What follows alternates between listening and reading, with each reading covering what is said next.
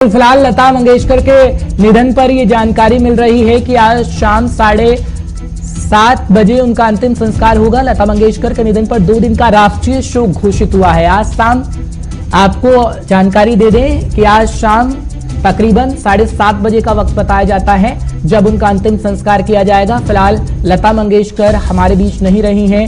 2 दिन का राष्ट्रीय शोक घोषित किया गया है लता दीदी के निधन पर और फिलहाल ये जानकारी मिल रही है कि 4:30 बजे अंतिम संस्कार होगा। फिलहाल जैसे जैसे जानकारी मिल रही है हम आप तक पहुंचाने की कोशिश कर रहे हैं क्योंकि 4:30 बजे का वक्त रखा गया है कि उनका अंतिम संस्कार किया जाएगा। फिलहाल पूरा देश इस वक्त दुखी है। फिलहाल लता दीदी के निधन पर 2 दिन का राष्ट्रीय शोक घोषित किया गया है। फिलहाल शाम 4:30 बजे कहा जाता है कि उनका अंतिम संस्कार किया जाएगा, लेकिन 2 दिन का राष्ट्रीय शोक घोषित कर दिया गया है क्योंकि स्वर की देवी कही जाने वाली लता मंगेशकर, लता दीदी हमारे बीच नहीं रही हैं क्योंकि उन्हें कई नामों से पुकारा जाता था। लता दीदी उन्हें बुलाया जाता था, ताई कहकर भी उन्हें बुलाया जाता था क्योंकि स्वर की देवी और हमारे बीच इस वक्त नहीं रही। तो शोक व्यक्त हर एक व्यक्ति, हर एक दिग्गज की तरफ से किया जा रहा है। फिलहाल आपको अपडेट दे रहे हैं कि 4:30 बजे का वो वक्त होगा जब उनका अंतिम संस्कार किया जाएगा, अंतिम दर्शन किया जा सकेगा।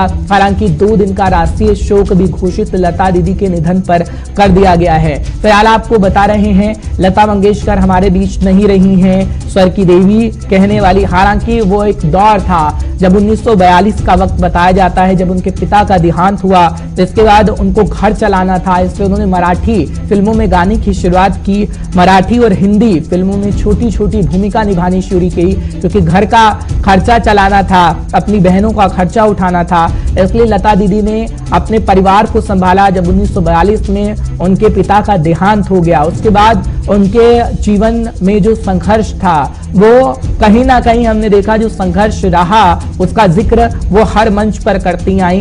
और लता मंगेशकर को पहली बार मंच पर गाने के लिए 25 रुपए मिले थे और यहीं से उनकी शुरुआत हो गई थी। जब तमाम दिग्गजों की नजर लता दीदी पर पड़ी, 25 रुपए महज उन्हें मिले अपना पहला गाना गाने के लिए, जिस 25 रुपए से वो काफी खुश हुई ताकि उनका परिवार चल सकेगा। तो जीवन में संघर्ष काफी लंबा रहा लता दीदी के और ये कहा जा रहा है कि अलग अलग भाषाओं में जिस तरीके से उन्होंने अपने सुर को दिया, लता दीदी की आवाज अभी भी कानों में मानो गूंज रही हो कि लता दीदी हमारे बीच नहीं रही हैं। 36 भाषाओं में 50,000 से ज्यादा गाने लता दीदी की तरफ से गाए गए हैं। हालांकि 1942 में मराठी फिल्म कीर्ति हसाल के लिए गाना गाया लता दीदी ने जब उन्हें 25 रुपए दिए गए थे और वो काफी खुश हुई थी 25 रुपए से कि उनके घर का खर्चा चल सकेगा।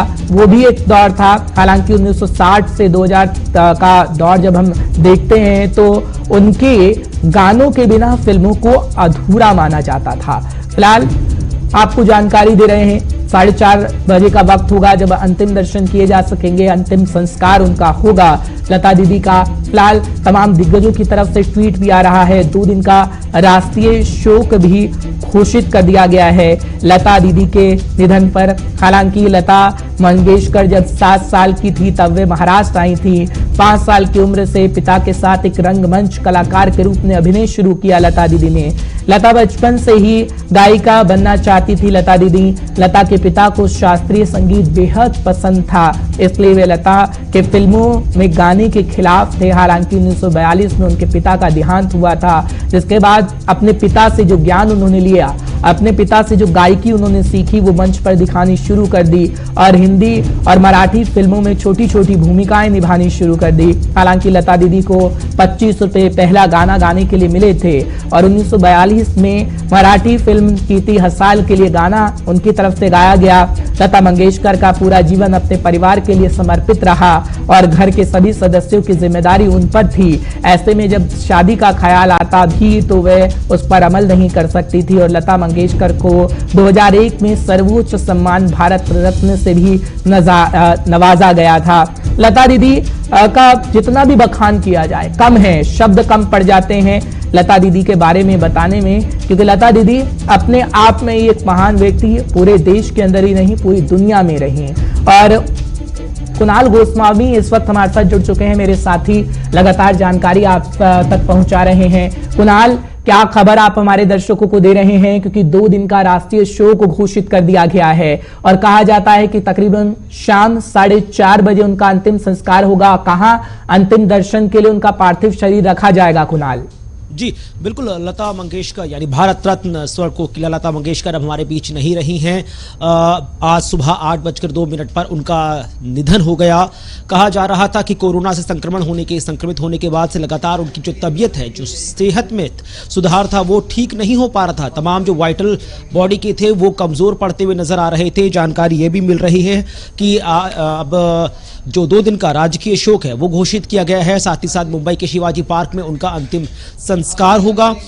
तमाम लोग अपनी एक एक करके प्रतिक्रियाएं दे रहे हैं, चाहे वो प्रधानमंत्री नरेंद्र मोदी हों, चाहे उत्तर प्रदेश के मुख्यमंत्री योगी आदित्यनाथ या फिर कांग्रेस के बड़े नेता राहुल गांधी। हर कोई अपने भावी मन से उनको याद कर रहा है और जाती कोशिश कर रहा है कि वो ये जाहिर कर सके कि उनके मन में कितना मान, कितना सम्मान और कितना प्रेम लता दीदी के लिए था। बहरहाल शाम 4:30 बजे लता मंगेशकर का अंतिम संस्कार होगा। मुंबई के शिवाजी पार्क में उनका अंतिम संस्कार होगा। उससे पहले अंतिम दर्शन के लिए उनका पार्थिव शरीर भी रखा जाएगा और राजकीय सम्मान के साथ उनको अंतिम विदाई दी जाएगी। लता मंगेशकर एक ऐसा नाम जिसकी जितनी भी प्रशंसा की जाए, जितनी भी तारीफ की जाए, जितने भी सम्मान में शब्द कहे जाएं, वो शब्द आपके पास कम पड़ जाएंगे, आपका गला सूख जाएगा। लेकिन आप उनकी जो किए गए कार्यों की जो लेखना है वो जितनी भी करें आपको वो कम पड़ जाएगी। महज 5 साल की उम्र से उन्होंने अपने करियर की शुरुआत की थी। शुरुआत में तो उन्होंने एक बाल कलाकार के रूप में एक्टिंग के तौर पर अपने अभिनय की शुरुआत की थी, लेकिन समय के साथ कुछ परिस्थितियां बदली और वो गायन के क्षेत्र में आ गई। उसके बाद लगभग 10,000 गानों को उन्होंने गाना गाया और कहा जाता है करीब 12 अलग अलग भाषाओं में, तमिल में, तेलुगु में, गढ़वाली में, हिंदी में, उर्दू में, हर एक भाषा में उन्होंने अपनी खूबसूरत आवाज़ से लोगों के दिलों पर राज किया है। तो यानी कुल मिलाकर देखा जाए तो ना सिर्फ एक राज्य तक, एक सीमा तक, एक खास विशेष वर्ग तक उन्होंने हर एक व्यक्ति के दिल पर अपनी छाप छोड़ी है। अपनी गायकी से हर किसी के दिल पर एक अलग